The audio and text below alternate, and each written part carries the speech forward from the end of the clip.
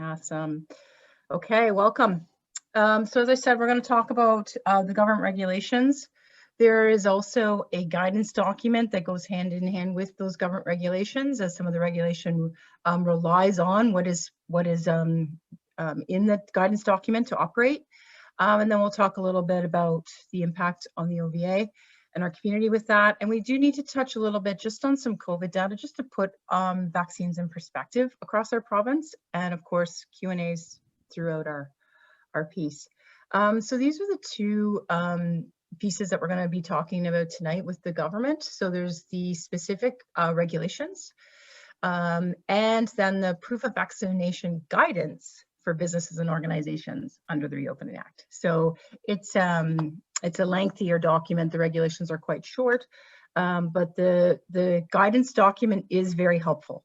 So it's got a lot of detail. If you have a question, just make sure you refer to it. So it's worth grabbing it from the chat if you haven't already picked it up off of the internet.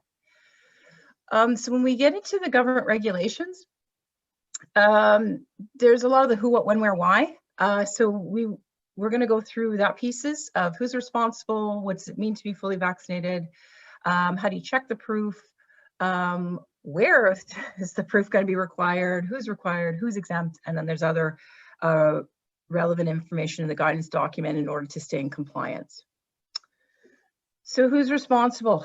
The way the regulation states it is, so the business and organization, if you're operating, you are required to follow this regulation.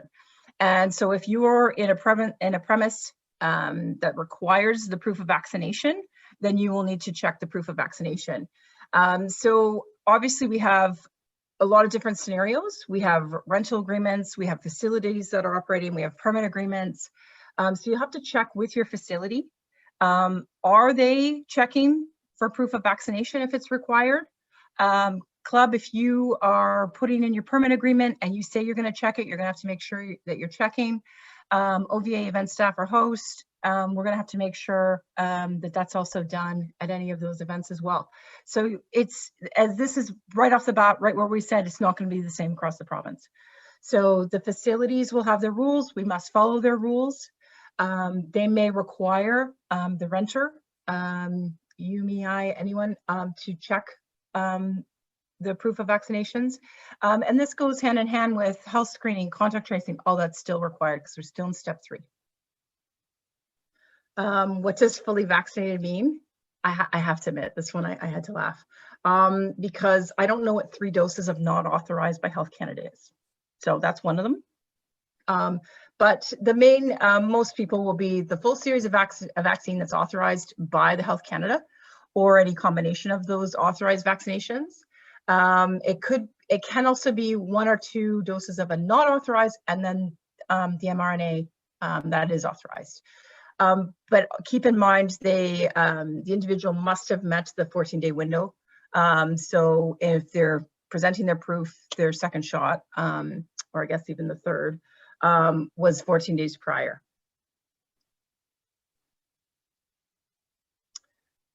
This sounds like, why are we including this in? When is the proof of vaccine checked? But it's very important because it's clearly stated in the regulations. It's upon the point of entry. So upon the point of entry into the premises is when you have to check to make sure that that patron, that individual, if it's required that they need to have a vaccine to enter the premises, that is checked at that point. So we have to be very careful not to just check prior, or to think that a team or someone has been checked prior. It has to be demonstrated in order to enter the premises. So obviously that's right now, it's going to be the paper receipts until the enhanced vaccine passport comes into play. But right now it's the ID and the receipts upon entry into the premises. As we go back to whoever's responsible for checking that, will need to be able to do it. If someone refuses to provide the proof, they're just not allowed to be permitted. So I know all of this sounds very easy, and that's the way the government wrote it, but this is where we're sharing the government regulations. This is how they're stating it.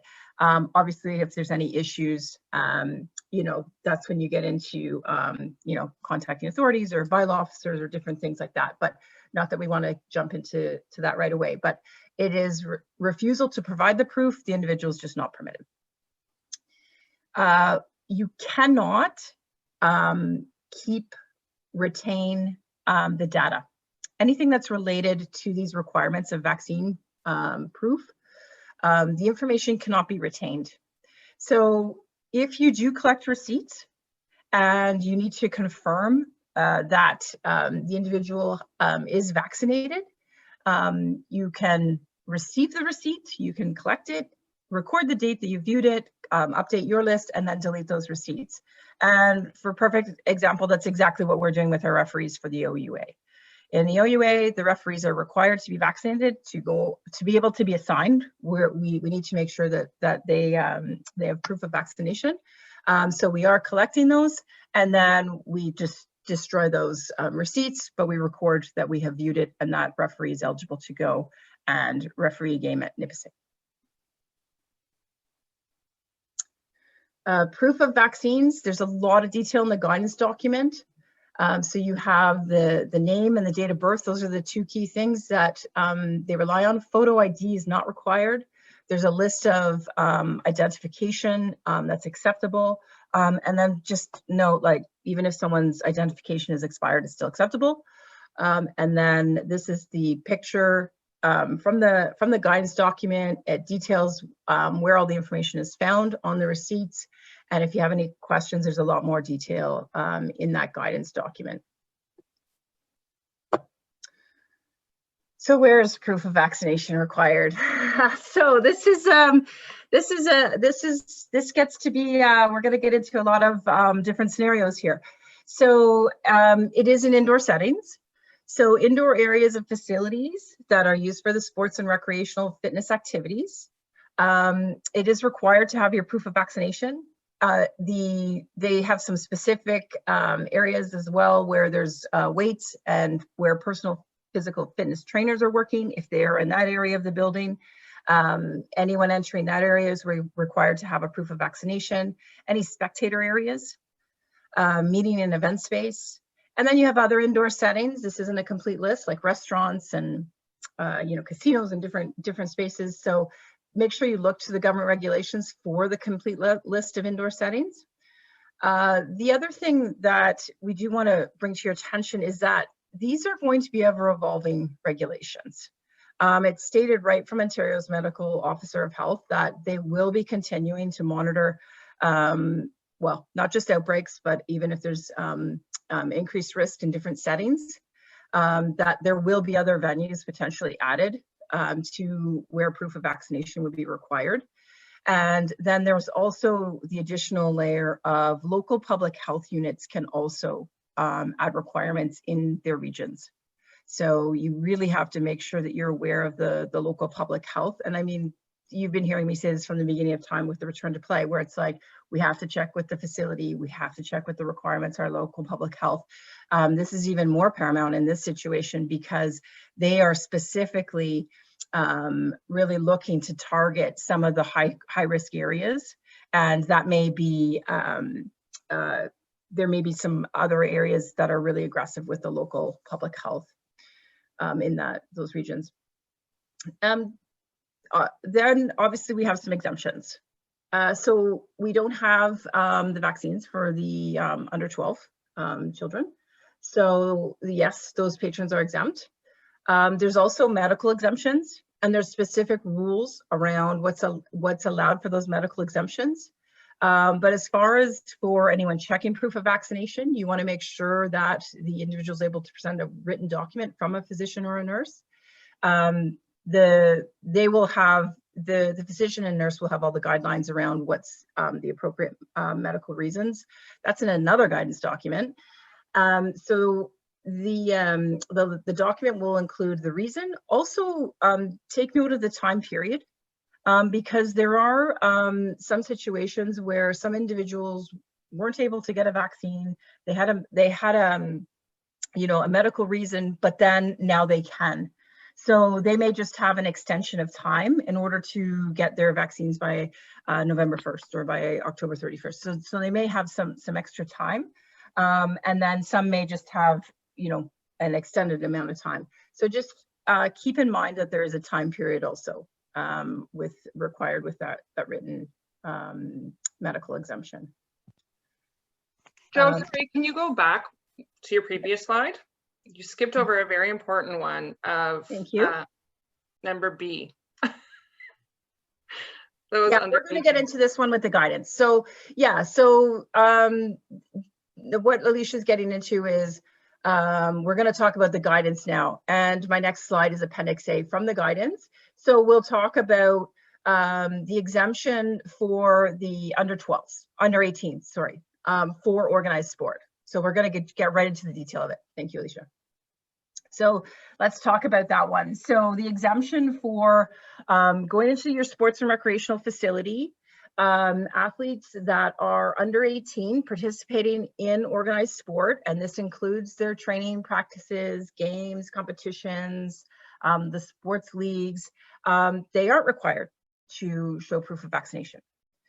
But if they go into the weight room area, if they go into another part of the building where there's a gym and it's not an organized, they will need to show proof.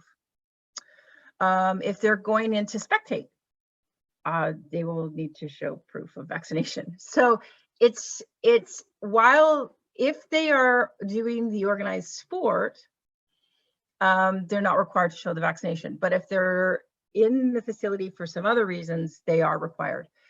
18 plus required. So even our athletes that are in organized sport that are 18 and 19 will be required to show proof of vaccination.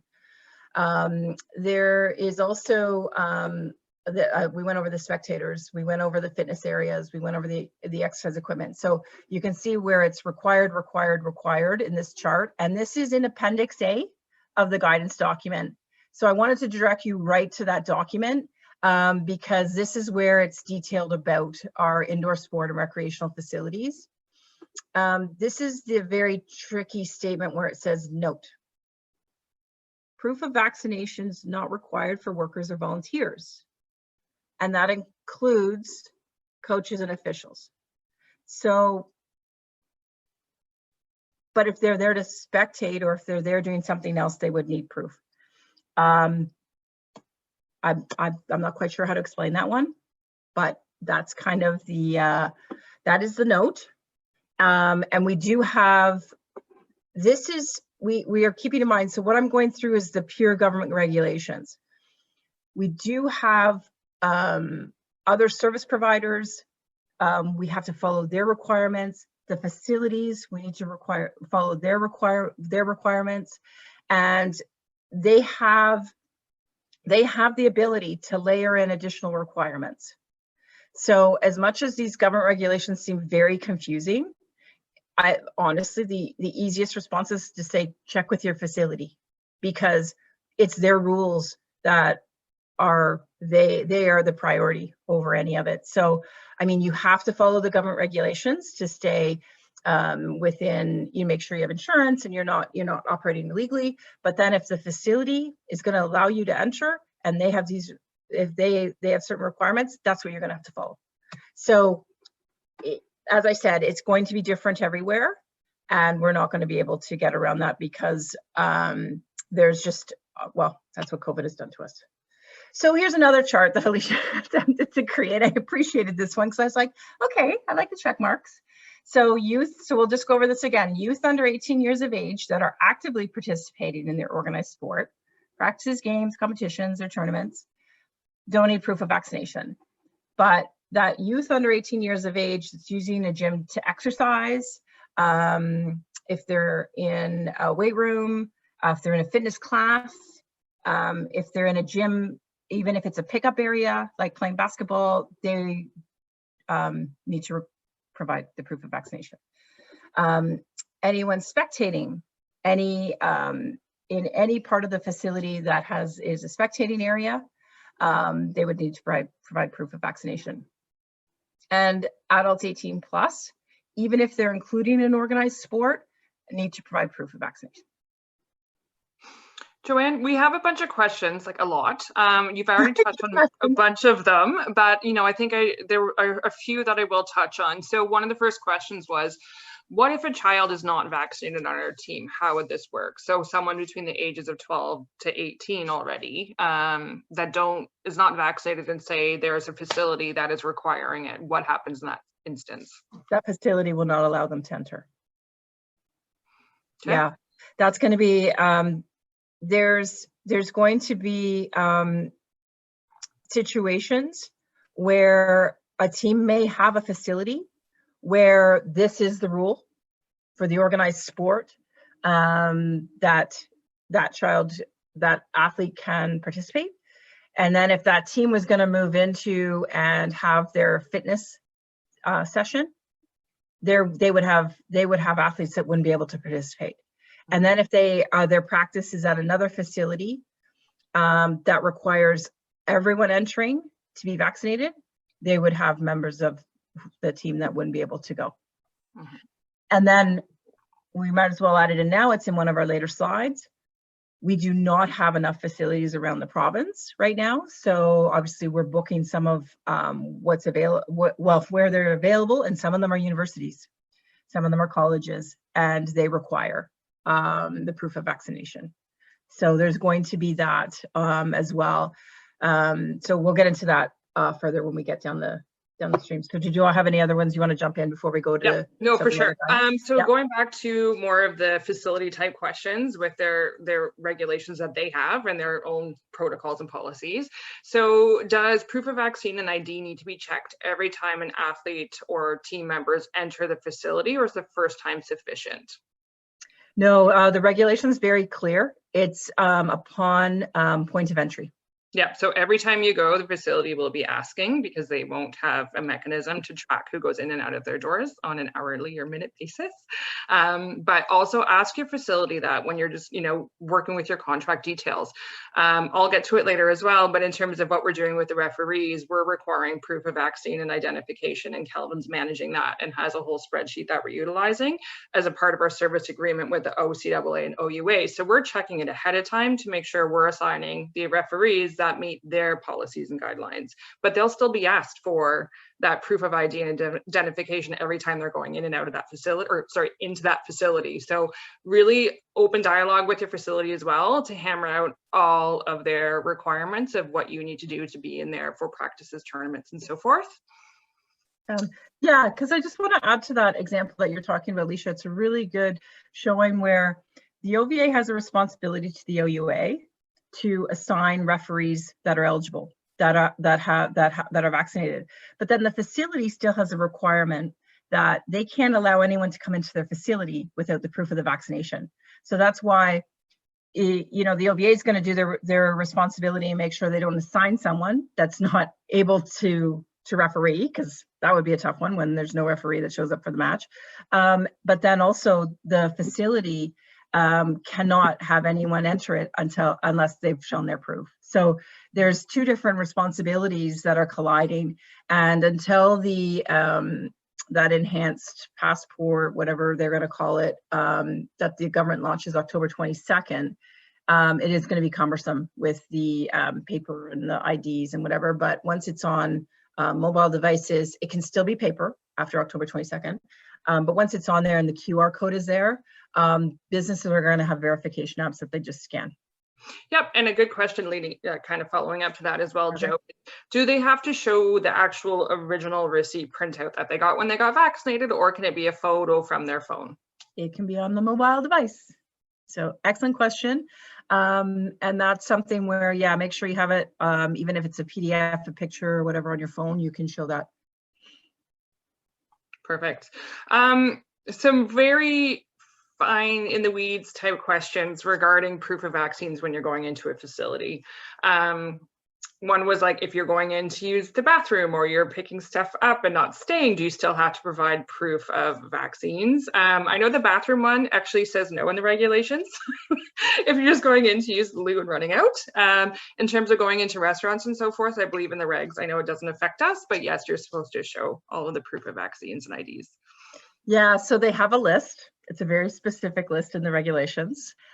So if you are getting your takeout, if you are just paying, if you're, picking up your order, and obviously as Alicia was saying, the washroom, and then if there's a health and safety, you can enter the premises without showing proof of vaccination.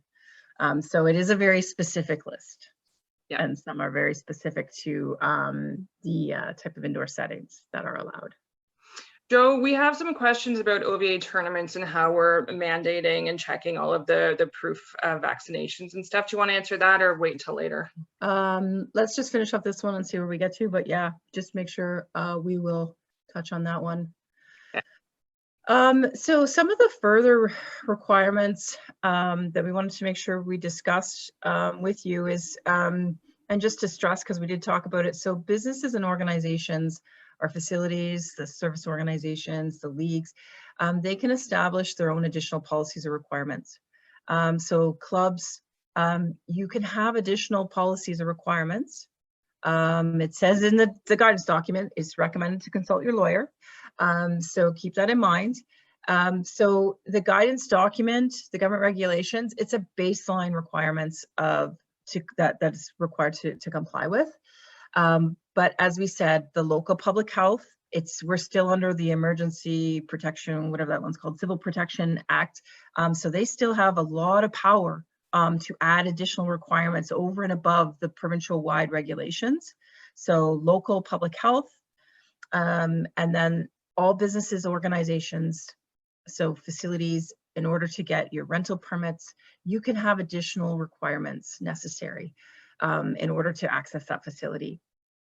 And also, Alicia reminded me of this one, return to plays, as we have said from the beginning in the safety plans, they need to be posted.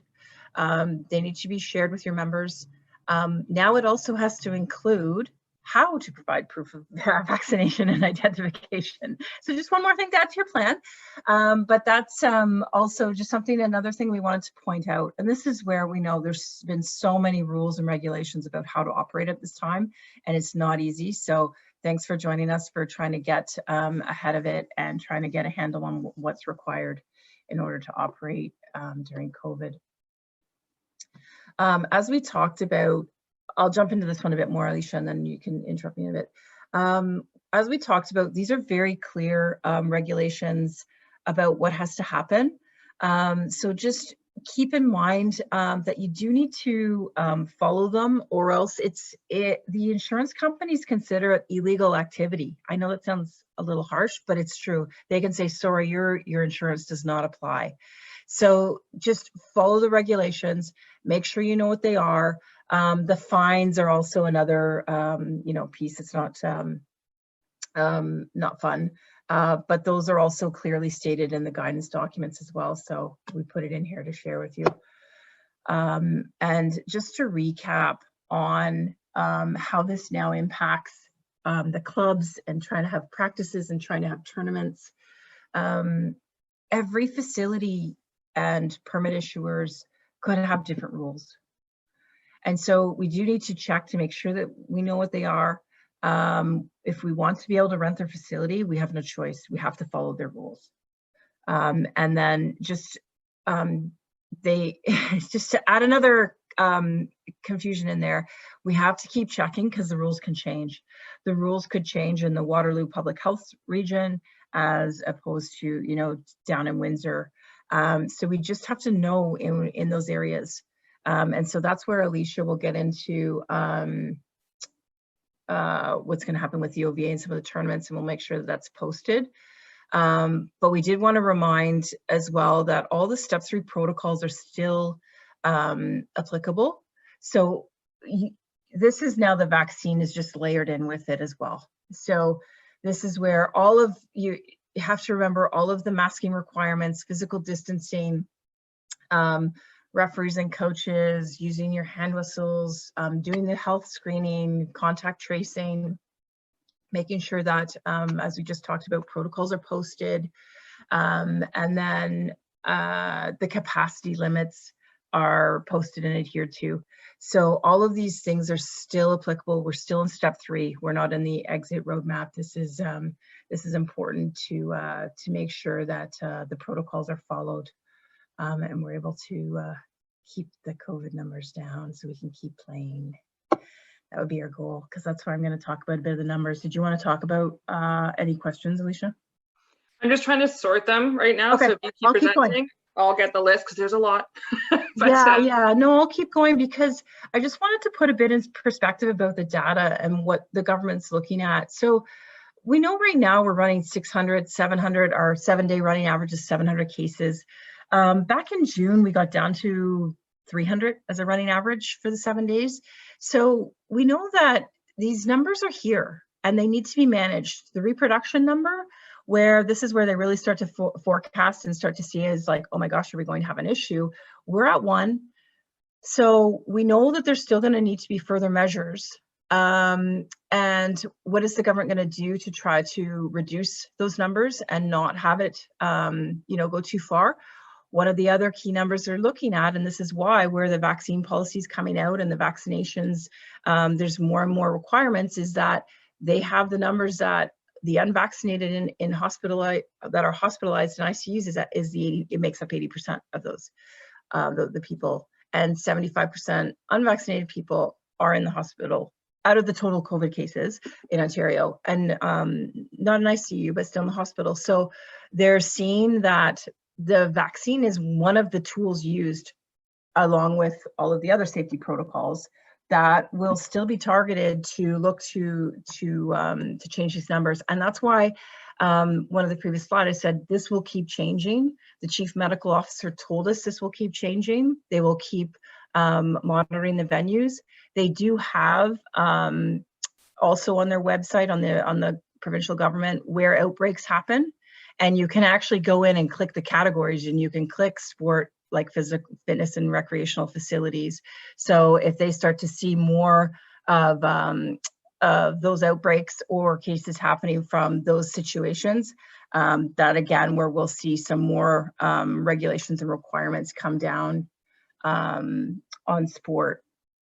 I also did want to put up this vaccination level just to show we're doing great. Ontario and Canada is doing great. Like this is something that we're like, oh my gosh, this vaccination is such a big topic, and it's obviously a regulation now that's going to be another issue for everyone to try to operate. But we do have to put in perspective these numbers. We have very high compliance.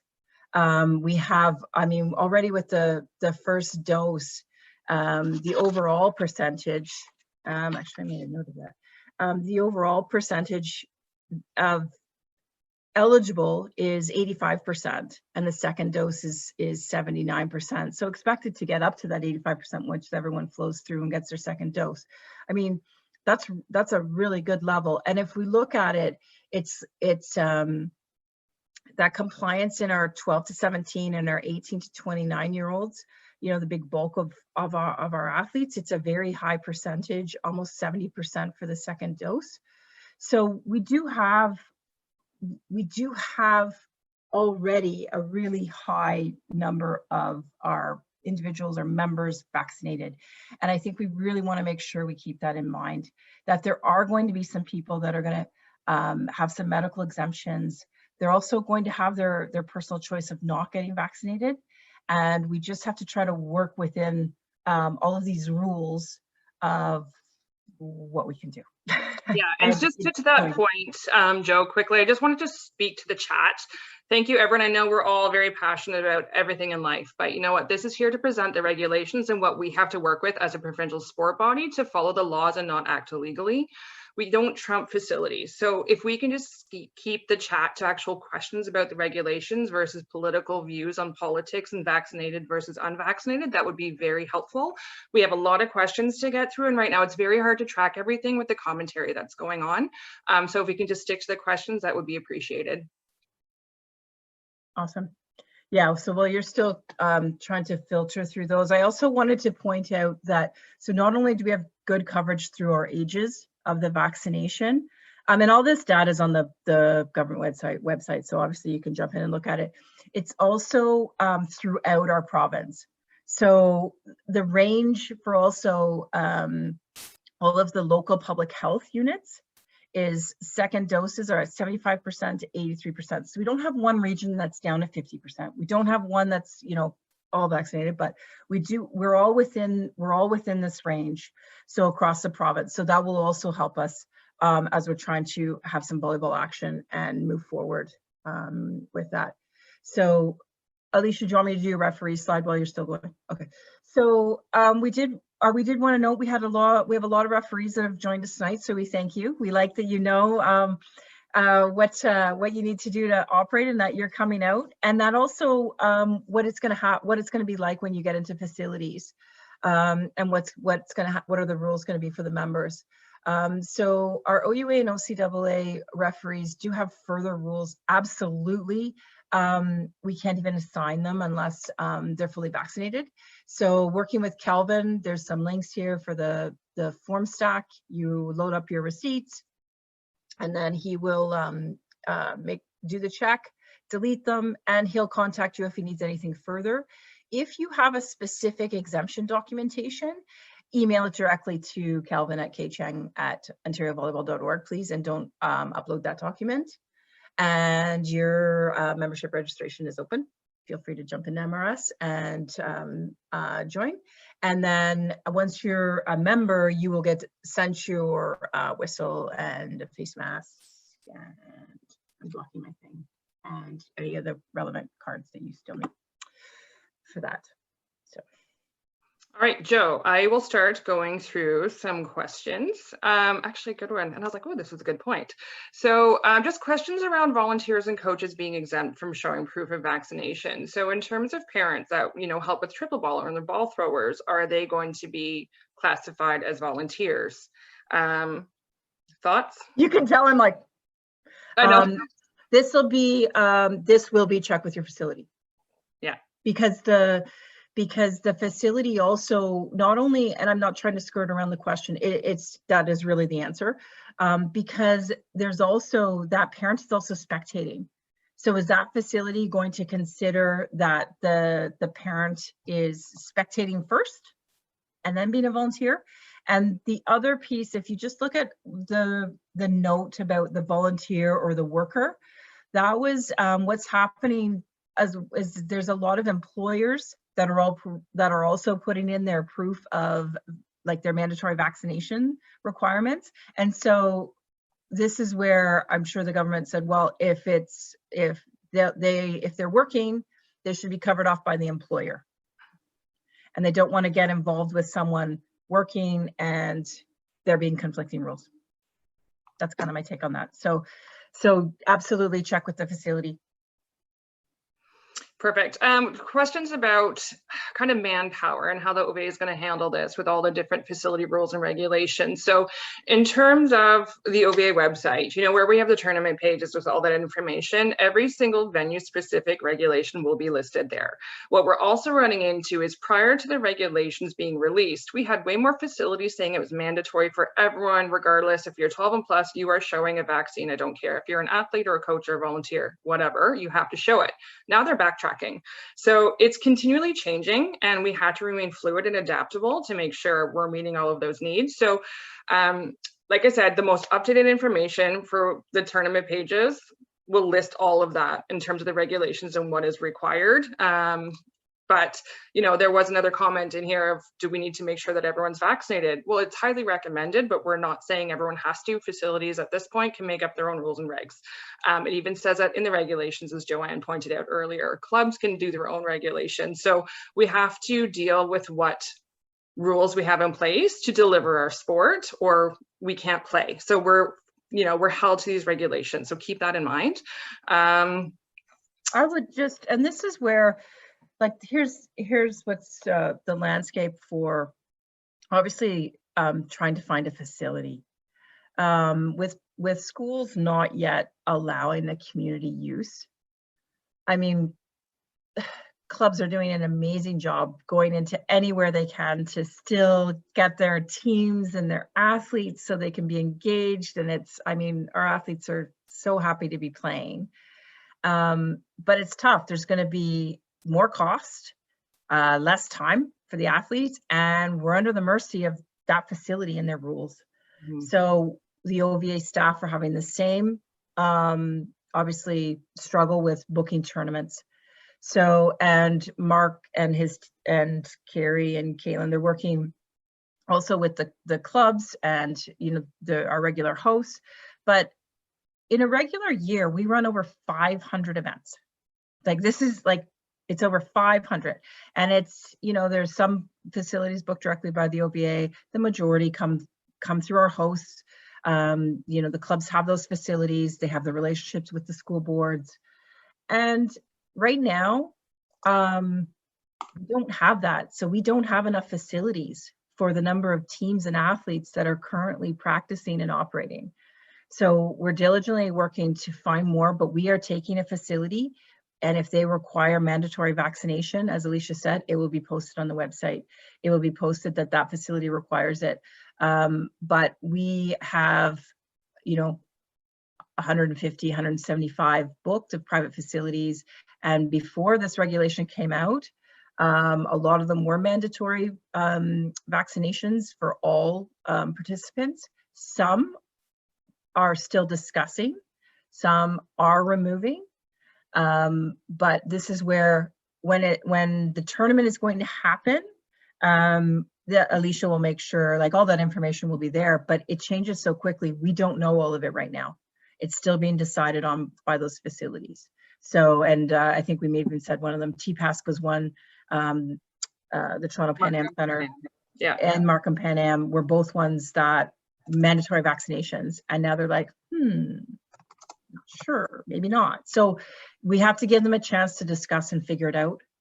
And it's really tough. So we will also look to, in April, when Ontario Championships happen, because they will happen. Let's stay on this. They will happen. The facilities are booked.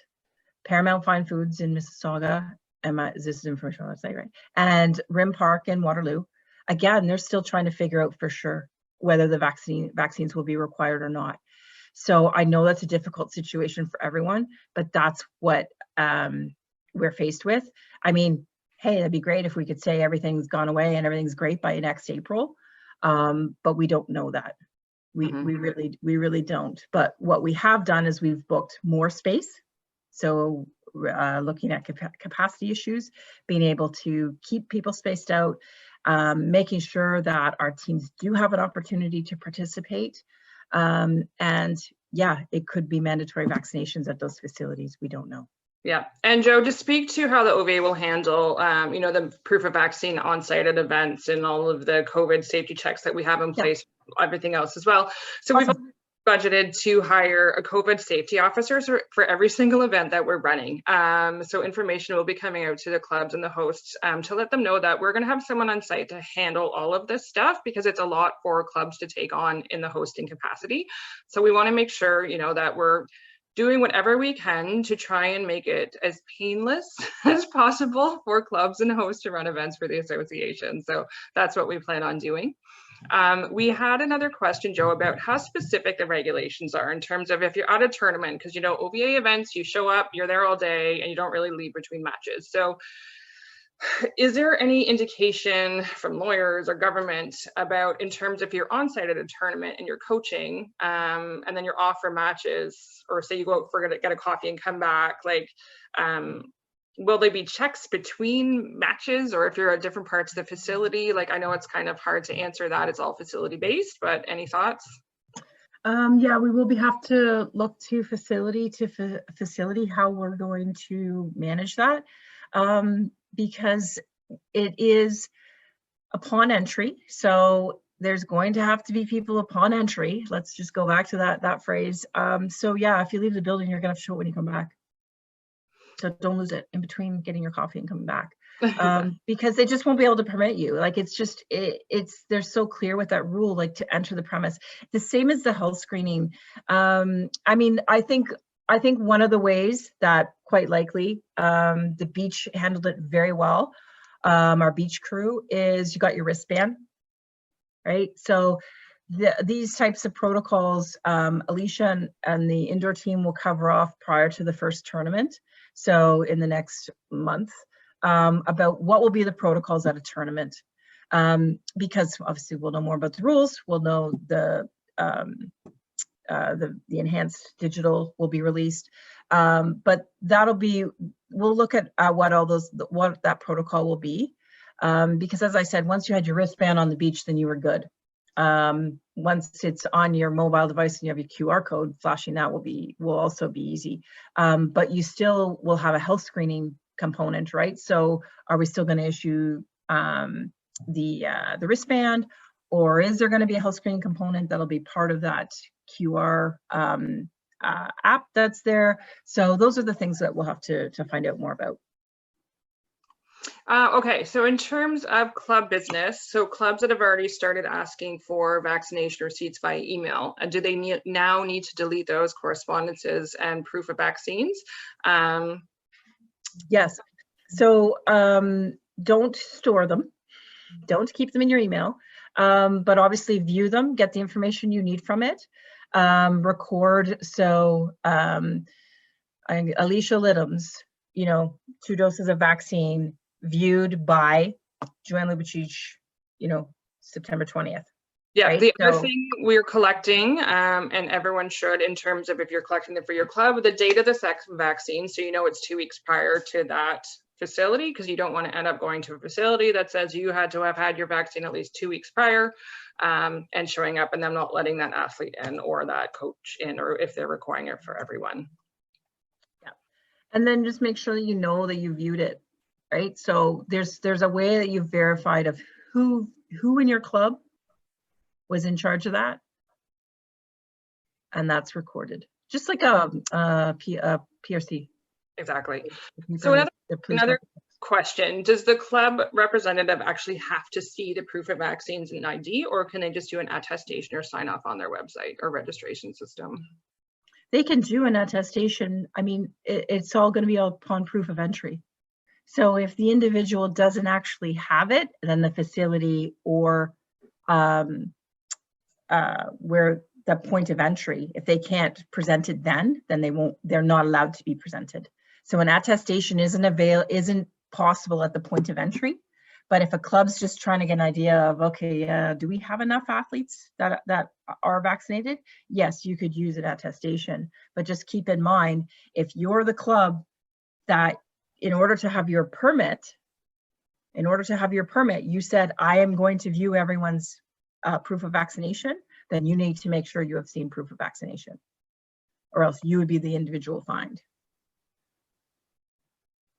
Okay, perfect. Will parents be allowed to watch tournaments this year, or especially if they're doing lining and scoring? So yes, the other thing we have to deal with, not just in regards to vaccine certification passports with the government regulations, is step 3 regulations. So right now, indoor capacity is only 50% of the approved fire code that's posted in that facility. So depending on what the tournament location is, we also may have to look at only allowing a certain amount of people in per team, like i.e. if there's 25 per team allowed, because we have to stay within 150 people max at that facility, we could look at 16 tournaments and have 25 people per team allowed in. So then it would trickle down and it would be up to the clubs to decide for each event who is going to be the chaperones of that team to go to that tournament on that day based on the facility gathering size allowances based on those regulations. So it's kind of, there's so many layers that we have to look at. But yes, the plan is to allow spectators, but we have to be cognizant of the gathering size limitations as well. And once again, all that information will be released prior to any events happening. We'll host another town hall session, and everything will be updated on the OVA on the OVA tournament page, where all that info is posted and kept. Yeah, and unfortunately, that's the other situation, Alicia, that won't be consistent across the province either. Again, it's back to being facility dependent, the local public health, and all those fun things to manage. In terms of, because there was a lot of hate flying in this chat still. So in terms of if you are very unhappy with the regulations, tell the government. You can go directly to the government website. There is a section where it goes to the Ontario government when it talks about regulations. I'm linking it in the story tomorrow that we're sending out to membership. They need to hear your voice, right? So it's great to complain to the OVA that we're not doing enough, but you know what? Go to your local MPs if you're not happy. Go to the government and tell them what you're not happy about so they actually hear it, right? So Joanne, in terms of even flipping this back to the facility conversation, trying to promote and get the schools to open up their permits, because we are so reliant on our school board permits. 90% of our tournaments that we run are on high schools. We can't get permits. You guys can't get permits. We can't deliver sport to what we're used to. So we've been working with the ministry and the government and actually trying to get pressure put on the Ministry of Education to really say to the schools, listen, we need to get back to some sort of normal society. We need to get those permits in place for facilities. So everyone has a voice, let's use it and try to work together to actually get our sport back. Okay, so instead of just like bashing each other in this chat, let's be proactive and good and work together to make our sport happen. You're making it sound like I'm glad I'm missing some of the chat. But I do want to make another point with that. In order to get into the school boards and get it into the community use, to have any chance of it, we've already heard from the local public health that mandatory vaccinations would be required. That's the other piece of, if they're even going to allow the community use, it would be only under the stipulation that mandatory vaccinations by anyone who entered the school. So that's just another thing. And that's where universities and colleges have already been very, very clear. It's mandatory vaccination to step on their campus. And then especially within their sports facilities. And that's there, you'll see, like as I was talking about the government's website, if you go in, they're also tracked as another setting. Obviously that's a very high risk setting, is the post-secondary. So that's where it's like, they're not going to go back to being shut down and being under lockdown and the kids not being able to go to school. So that's where the universities and the colleges have been so aggressive with mandatory vaccinations. And so that again, out of our control. But do we need the gym? Yep, absolutely. Question, Joe, about clubs and how they should handle communications with parents regarding the fact that some facilities require vaccines and proof of vaccines and their family is choosing not to get vaccinated. Do they have to tell them that there's a chance that they can't play in events or practices? Yeah, I mean, the best thing we can do right now is share the information. This is what we're faced with. As Alicia said, we want sport to happen. We don't have enough facilities, even though our actual sport can be played. But if the facilities don't allow us in, and if the facilities aren't able to stay open, again, then sport won't happen. So it's just a matter of everyone has a choice of what they want to do. But this is what we're faced with. We are faced with these limitations. Like I will be surprised if there's facilities. Yeah, we just know what we're faced with. They're saying vaccinations are required. So that's really where it's at. Joanne, there's been some questions surfacing about religious exemptions. Can you speak to that from regulations? Yeah, that absolutely, you can pose those exemptions under the human rights. And then again, this is where I didn't find the guidance document. It wasn't, they talked about medical exemptions and they weren't very clear on the human rights exemptions, but that's the part where they exist, no question. So that would be the other piece for an exemption that would be allowed. But again, that's not for us to decide. That's for the facility or anyone that's assessing the proof of vaccination.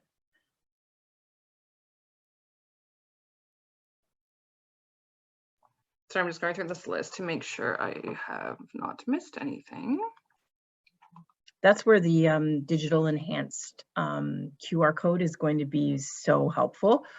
So what will, this is, I mean, we'll get more information on it, but what will happen is that businesses will be able to download the app that will scan the QR code and you get your check. So we don't have to worry about the transferring of the information, the receipts, the thing. And that's why it doesn't do you any good to store and keep any receipts right now. Everyone knows that they have to show it to get into a gym, to get into a restaurant, to do whatever. So, you know, like I, you know, sent my son his receipt and his ID and I said, here, you're gonna need this to go to the gym. So those are the things where it's like, people are gonna show that and then eventually you'll get your, whatever they're gonna call it, digitally enhanced vaccination certificate. And then it'll just be scanned by the business, the QR code. You don't have to worry about the personal information. No, exactly. In terms of presenting no negative COVID test results, was that mentioned at all in the regulations? No. Nope. Ongoing negative or ongoing COVID testing isn't looked upon to be a solution by the government. Okay, I'm just going to repost the guidance document. Some people are asking for it and not seeing it, so I will just upload it right now so everyone can have it there. We also have it posted on the OVA website under the Return to Play page. If you just click on OVA Return to Play, it's all there, and you will see that guidance document as well. Can individual clubs implement their own requirements to be fully vaccinated? And if so, what happens to players that they've already signed? Can they opt out and go to another club? Well, if the club's going to mandate that, then yes, they would have to release them. There's just some gray area around the mask usage requirements for the OVA. Joe, can you just speak to that in terms of athletes? The athlete can remove their mask while they're playing on the court, while they're in action. Once they are off the court, the masks go back on. Yep, perfect. Scott would really like to know who's ensuring vulnerable sector checks for staff and volunteers at gyms and community centers. So it's the club's responsibility. And the OVA is checking through the screening process this year as well, in terms of all of the club personnel that they have it. Joe, anything else to add there? Yeah, and the OVA does the referees. Yep. And there's, please submit through FormStack and utilize the online, which is a lot easier. The police record checks by, what's the company? Sterling? Yep. Yep. And that's all on the website as well. So I'm just scrolling through. Just some questions around clubs deciding to make coach volunteers to be vaccinated. Will the OVA support that if the club does this? The club does have the opportunity to create their own requirements, and that would be the club's decision. And there could be multiple reasons. For example, they only have facilities that require it. There could be, you know, I can't think of any other things, but we respect that the government regulations allow businesses and organizations, and a club would be an organization that would be allowed to do that.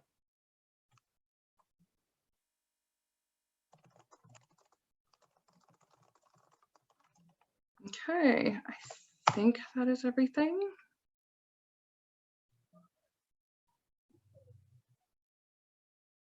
Okay, sorry, just clarification. So athletes that have already been signed but aren't vaccinated, can they be released by the club? Yeah, that. Yeah. And then the club is mandating it. Yeah, that would be a reason to release the athlete. Sorry, Patty. And if there's any issue, they can email Carrie Campbell. Yeah. Because that's when the athlete transfer would come into play, because they've already signed, the season started, and then they can take the release, and then athlete can join another. Yeah, it's been very difficult with the release dates of the government putting this out. in terms of our tryout window. So Well, and the facilities, I mean, well, there's also other sport organizations that had done mandated vaccinations that now are reviewing and realizing that they need to go back and relook at them and change them. So it's been like, as I said, I mean, this has been extremely trying, and it's very challenging to maneuver all of these. It was hard enough just to maneuver return to play protocols, and all the different sports. Nevertheless, now layering the vaccine into it, and trying to, you know, actually operate and find facilities indoors. Yeah. Joe, I think a takeaway for this evening for you is to check in with the board and the legal team in terms of if clubs mandate a vaccine policy and a lawsuit is slapped on the club, is anything covered through the OVA insurance, or does the club need to have their own legal team in place? So I think that's something very important that clubs need to know as well. So I will let you, we'll follow up with clubs on that information. Yeah, we can have some discussions with the club leaders. But yeah, so I mean, right now, I would suggest to club leaders, it says right to follow the government regulations. They recommend getting legal consultation. I would also recommend that. Yep. To start.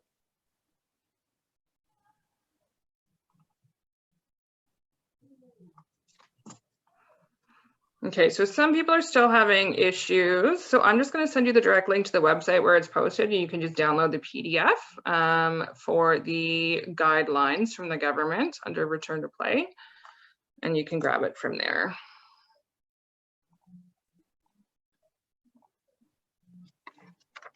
Yep. There you go.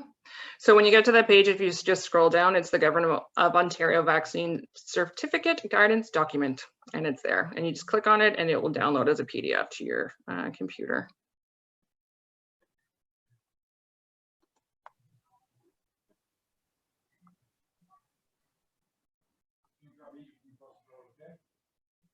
Okay, I think that is everything, Joanne. Well, I know you're going to release more information tomorrow and it'll have these links, and our slides will be available. So, I mean, and then obviously just email questions to us. Definitely. Oh, I did miss one. If players are being released due to unvaccinated status, will the OVA waive the $150 release fee? Oh, that's a good question. I would say yes. Yeah, absolutely. I'm like, yeah. Yeah. Exactly. What a terrible timing for the government to release this. Exactly. Yeah, absolutely. Okay, well, Okay. Alicia, if there isn't any more, if there's any that Alicia, okay, yeah, okay. And then if there's any more, just keep typing away, she'll pick it up. Exactly. Okay, so in terms of if an athlete gets a vaccination tomorrow, they can't play 2 weeks until after that vaccine, making that November. So yeah, so in terms of, it's a 6-week turnaround because it's still the month between the 2 shots, correct? If it's at a facility that requires it. Yeah, exactly. Don't forget, a lot of these may not be. Yeah, exactly. And even with the school boards that we've been working with for the referees, they are requiring the refs to be vaccinated to go into referee those high school matches. We're all waiting with bated breath of what the permits are going to require us as permit holders for events and practices to do. So we don't have that information yet. Right now, it's not mandatory for students to go to school with the COVID vaccine, right? So I don't know if they would actually require permit holders to do anything above and beyond. But once again, it's all speculation, so I can't speculate, but I can, but I won't. But we do think that the local public healths are going to require community use individuals to be fully vaccinated. That's what we've heard from some public healths already. Yeah. that when the school board will start to have their permits for community use, it'll only be because the people coming in are vaccinated. Yeah. And I'm just saying that just from that it's as we said, share the information that you know with your members, and then they make their decision. Okay. I think we are good. And if we missed anything, feel free to email in to info@Ontario Volleyball, and Sherry will distribute that email to either Joanne, myself, or board of directors if you have questions. And yeah, we're here to help and try to work through all of this together with all of you to get our kids playing again. Yeah. Yeah, that's all we can say. Yeah, no, thank you for joining us this evening, and thanks for sticking through these tough times. It's challenging, no question. But I mean, the one thing, seeing our kids play outside and beach this summer, it was amazing, and they were very happy with smiles on their faces. So if we can figure out a way to maneuver this and keep them able to transition and move and play in the indoor, it would be very rewarding for them. Thank you. Thanks.